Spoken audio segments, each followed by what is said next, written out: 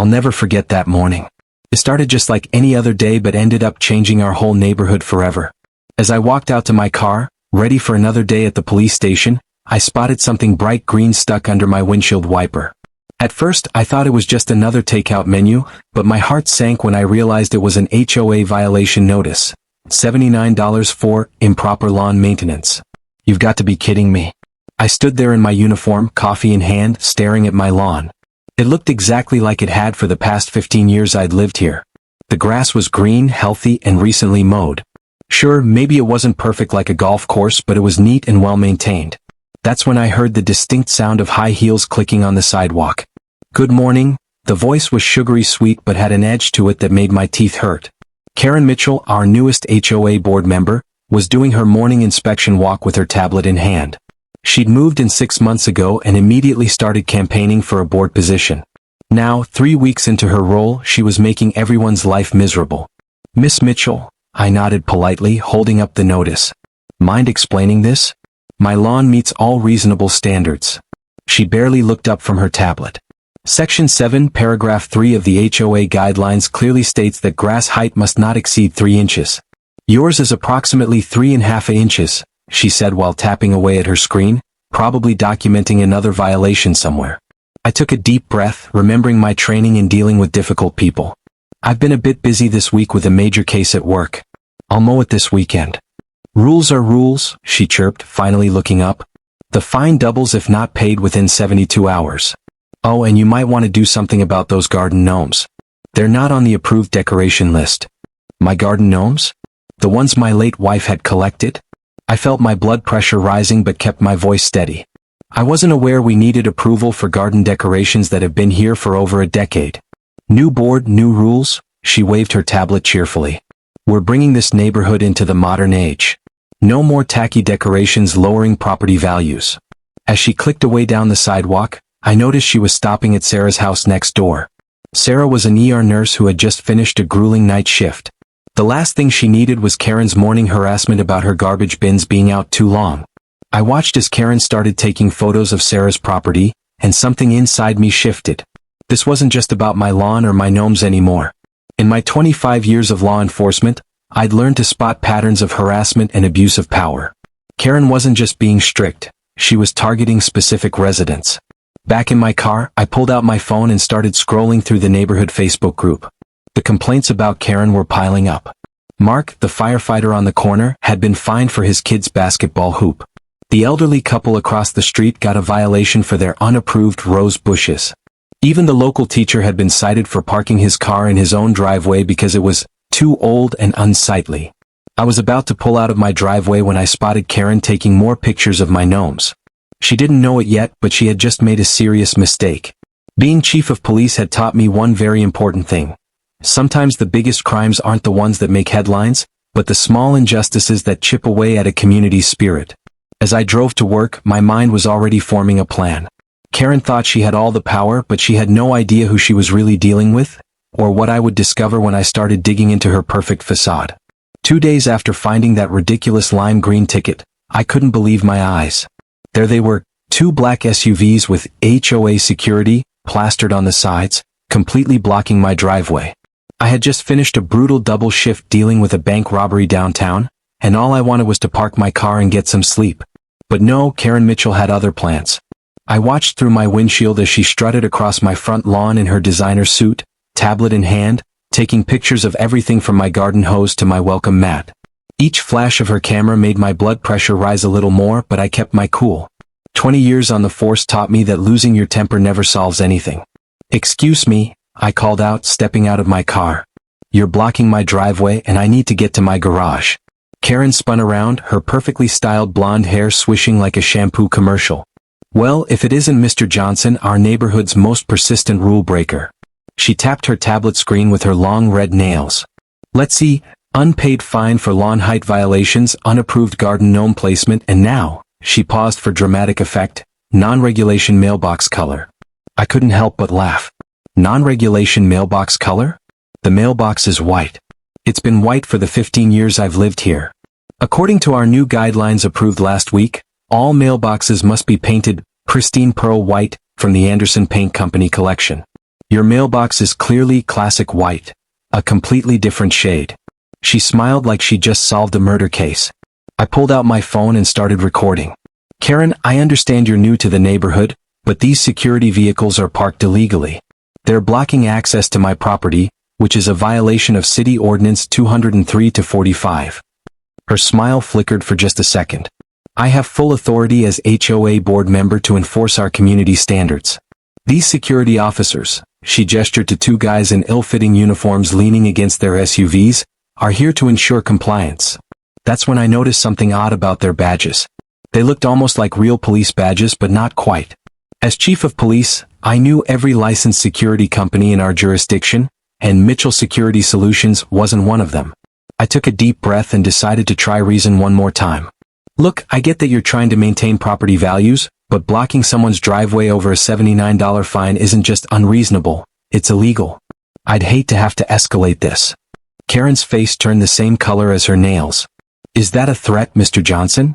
Because I have photos documenting every violation on your property, and the HOA board will be very interested in your aggressive attitude. She turned to the security guards. Make a note of his threatening behavior. As they fumbled with their notepads, I noticed their shoulder patches were peeling off. They looked like they'd been printed at a local copy shop. Something wasn't adding up here, and my cop instincts were kicking in hard. I pulled up the city's business license database on my phone, keeping one eye on Karen as she continued photographing my property. 3 taps later, I had what I needed, or rather what wasn't there. No licensed security company was registered under her name or her brother's, who I'd seen at the last HOA meeting wearing a similar uniform.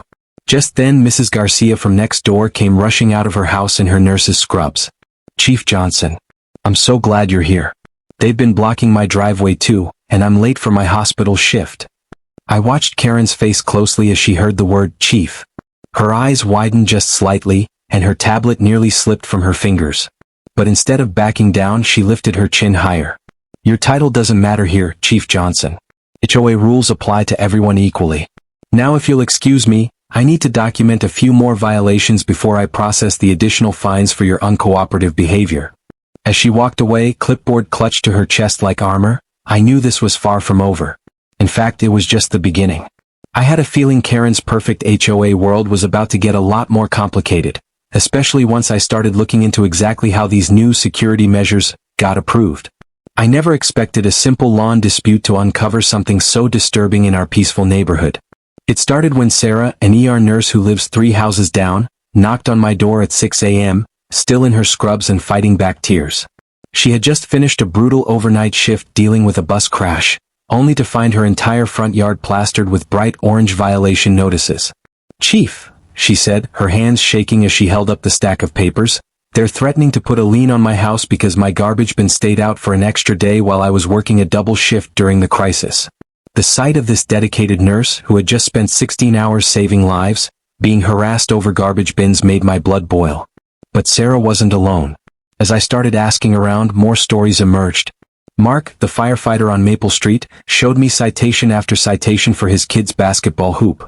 The same hoop that had been there for 5 years without issue before Karen joined the board. The Martinez family got fined because their Christmas lights stayed up 2 days past Karen's arbitrary deadline. They'd been at their grandmother's funeral. I sat at my kitchen table that evening, spreading out all the complaints like pieces of a puzzle. The pattern was clear as day. Karen wasn't just being picky, she was specifically targeting homes where people worked long or irregular hours. First responders, nurses, doctors, firefighters, people who couldn't always be home to jump at her every demand. My police instincts kicked in. I started mapping out every citation issued in the past 3 months since Karen took power. The cluster of violations formed a clear pattern around homes of emergency workers and those who opposed her during the HOA election. This wasn't random, this was calculated harassment.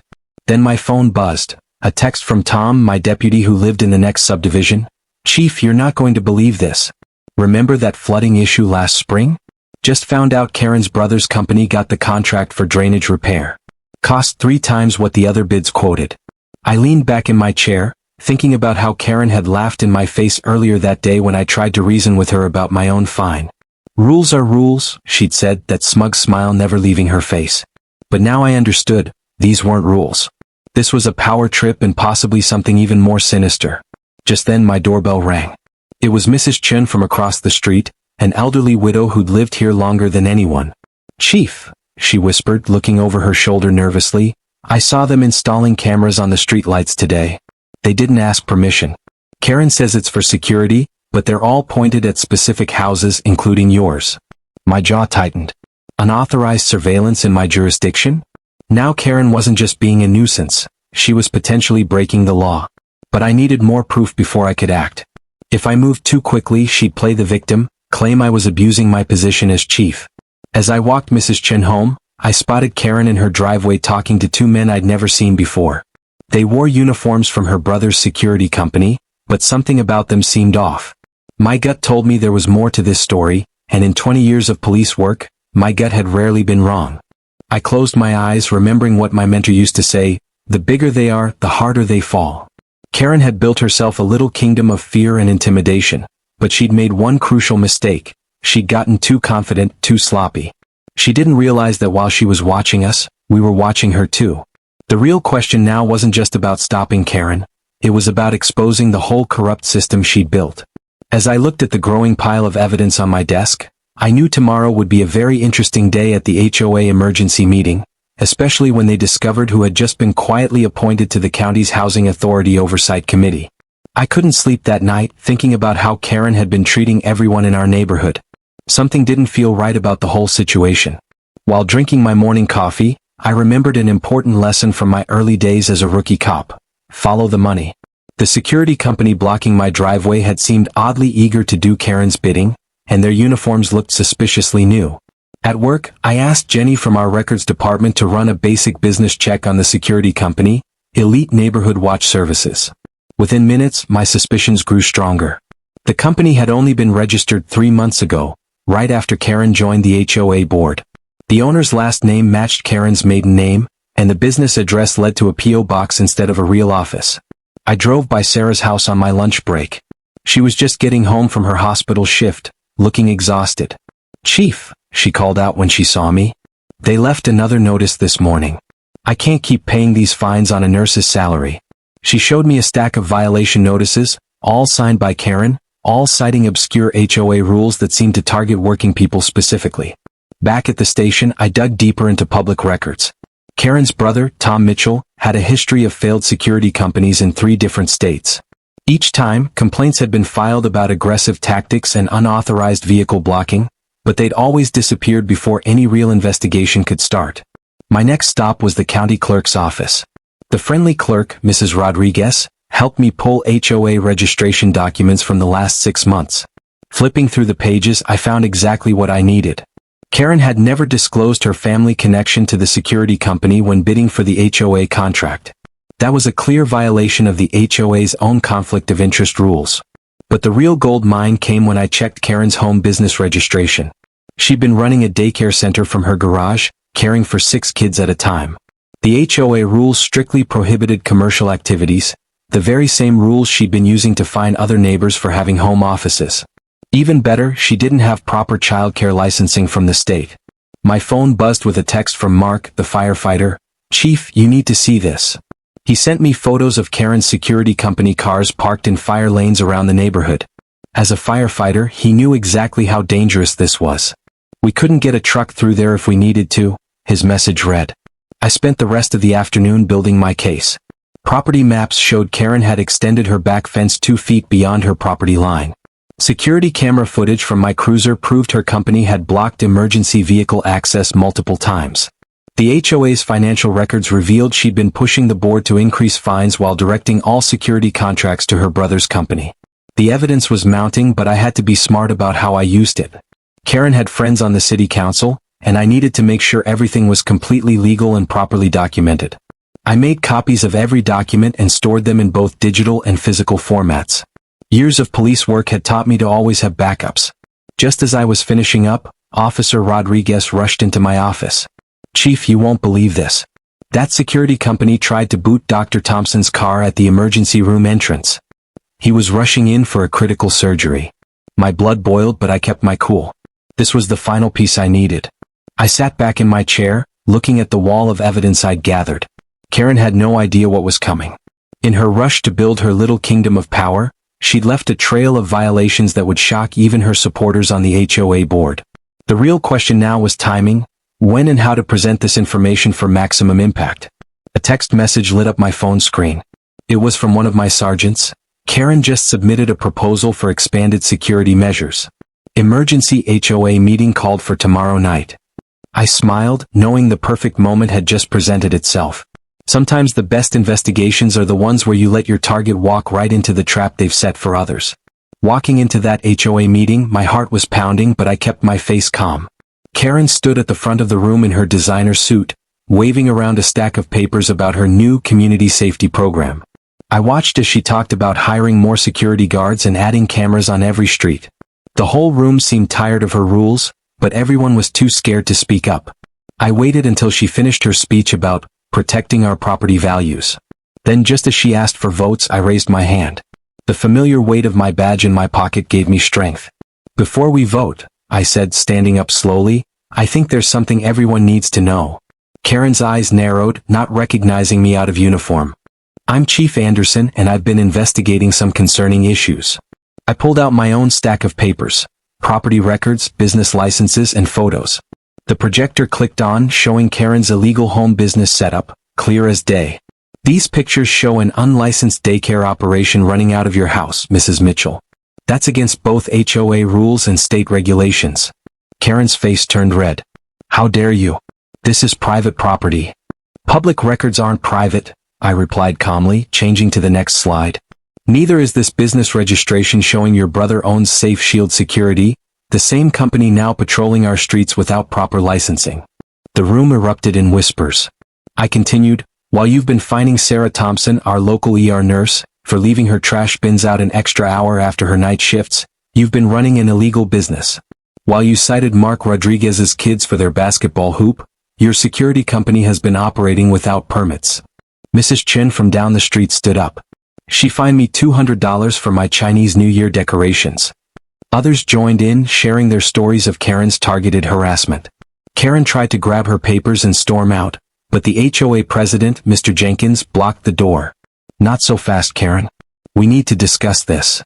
I shared evidence of every unfair fine, every made-up rule, and every double standard. The room got louder with each revelation. Parents who'd been fined for their kids' chalk drawing spoke up. Senior citizens shared how they'd been harassed about their garden gnomes and bird baths. And here's the biggest problem, I said, showing the final slide. The security company has been writing tickets and blocking driveways without any legal authority to do so. That's impersonating law enforcement, a serious offense. Karen's perfect mask finally cracked. You can't prove anything. I was making this neighborhood better. These people need rules. Rules apply to everyone, I replied, including you. The room burst into applause.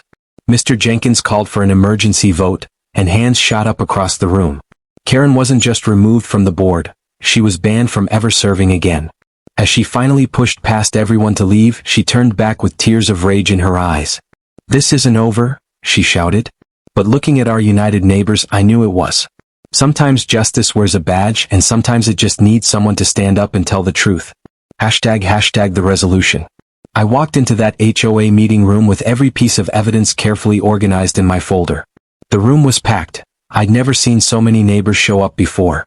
Karen sat at the front table, tapping away at her tablet like she owned the place. She didn't even look up when I entered. Before we vote on the new security measures, I announced, standing up from my seat in the back, I'd like to address the board. Karen's head snapped up, her eyes narrowing as I walked to the front. For those who don't know me, I'm James Mitchell. I've lived here for 15 years, and I'm also the chief of police for our city. The whispers started immediately. Karen's tea slipped from her hands, clattering on the table. I could see her brother, the security company owner, shifting uncomfortably in his chair by the door. Over the past 3 months, there have been 47 fines issued in our community. 35 of them were given to first responders and essential workers. I pulled out my first piece of evidence, a color-coded map showing every cited house. Notice any pattern? The board members leaned forward, studying the clusters of red dots. Mrs. Thompson, our retired school principal and longest-serving board member, adjusted her glasses with trembling hands. But that's not all, I continued, pulling out more documents. The security company hired to enforce these citations, Mitchell Security LLC, isn't just unlicensed, it's operating illegally under our state's private security contractor laws. Karen's brother stood up, heading for the door, but 2 uniformed officers I had stationed outside were already waiting. Karen jumped to her feet. This is ridiculous. You can't use police resources for personal vendettas. You're right, I smiled. That's why everything I'm presenting tonight came from public records and legal channels, including the documents showing your home-based business that violates Section 7 of our HOA agreement. The room erupted. Neighbors started sharing their own stories. The single mom fined for Christmas lights in January while she worked double shifts. The elderly couple targeted for their medical equipment delivery van. The kindergarten teacher cited for children's chalk drawings on her own driveway. Mrs. Thompson stood up, her voice cutting through the chaos. I moved to immediately remove Karen Mitchell from the board and launch a full audit of all fines issued under her authority. Second, 5 voices called out at once. Karen's face had turned from red to white. You can't do this. I was protecting property values. I was maintaining standards. No, I said quietly, you were bullying people who didn't have time to fight back. But that ends today. The vote was unanimous. As Karen stormed out, her designer handbag swinging wildly, neighbors started hugging each other. Sarah, the ER nurse who'd received 8 citations, was crying as she hugged Mark, the firefighter who'd nearly lost his kid's basketball hoop. I stayed late, helping Mrs. Thompson start the paperwork to refund every unfair fine. We found over $115,000 worth of citations, each one more ridiculous than the last. As we worked, neighbors kept dropping by with coffee, snacks, and stories of relief. The next morning, I drove to work past Karen's house. A moving truck was already in her driveway. Her brother's security vehicles were gone too, replaced by legitimate patrol cars making sure the moving company had proper permits. Word spread quickly through the neighborhood. People started coming out again. Kids played in their yards without fear of citations, and Mrs. Thompson organized a community barbecue to celebrate the return of common sense. But the best moment came a week later.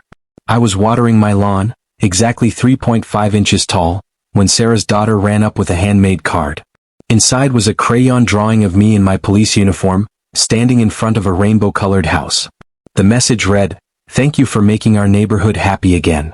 That card sits on my desk at the station now, reminding me that sometimes the most important police work happens right at home. Our community learned a valuable lesson. It's not about having power, it's about how you use it. And as for Karen? Last I heard, she tried to join another HOA board 2 towns over, but somehow, they'd already heard all about her experience with us.